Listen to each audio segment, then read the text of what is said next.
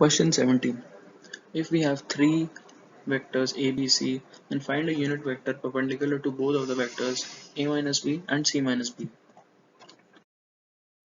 A cap and c minus b gives us I. The unit vector is perpendicular, hence a minus b cap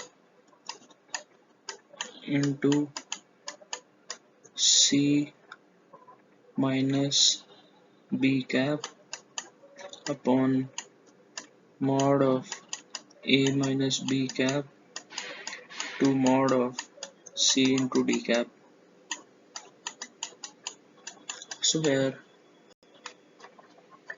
in the first row we have taken the value of a minus b and their coefficients. In the second row we have taken the coefficients of c minus b. So solving it we get minus 4j plus 4k cap.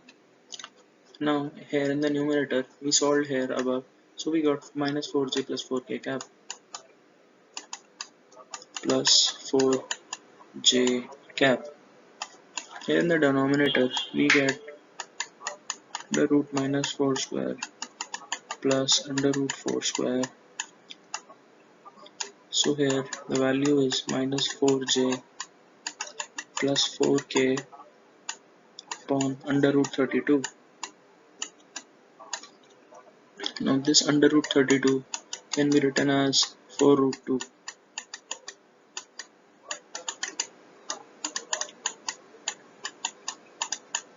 So cancelling 4 from denominator and numerator, we get minus j cap upon root 2 plus k cap on root 2.